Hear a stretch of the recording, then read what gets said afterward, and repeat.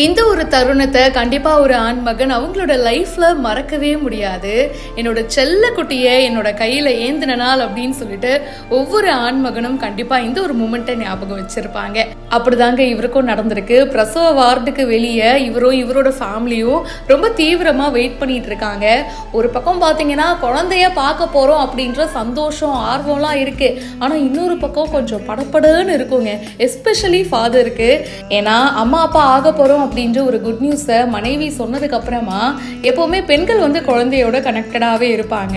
ஆனால் ஆண்களுக்கு வந்து ஒரு கியூரியாசிட்டி இருந்துக்கிட்டே இருக்கும். ஐயோ 9 மாதம் எப்போ முடியும், எப்போ குழந்தைய வந்து கையில் தூக்க போகிறோன்னு.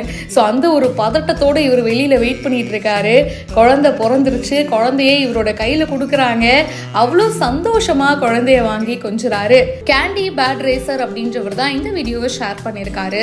அப்பாவுடைய அன்பு எப்போவுமே அன்கண்டிஷனலாக இருக்கும் அப்படின்னு சொல்லிட்டு இந்த வீடியோவை போஸ்ட் பண்ணியிருக்காரு. உண்மைதான் இல்ல, அப்பாக்களுடைய அன்பு அதுக்கு எல்லையே கிடையாதுங்க. இதை பத்தி உங்களுடைய கருத்துக்களை ஷேர் பண்ணுங்க. பிஹைண்ட் வுட்ஸ்க்கு இப்பவே ஃபாலோ பண்ணுங்க. இயக்குனர் திரு மாரி செல்வராஜ் அவர்களை அன்போடு மேடைக்கு.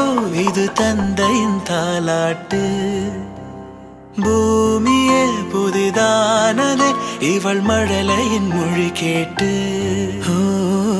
தாயாக தந்தை மாறும் புது காவியம். இவன் வரைந்த கிருக்கலில் இவளோ உயிரோவியம்.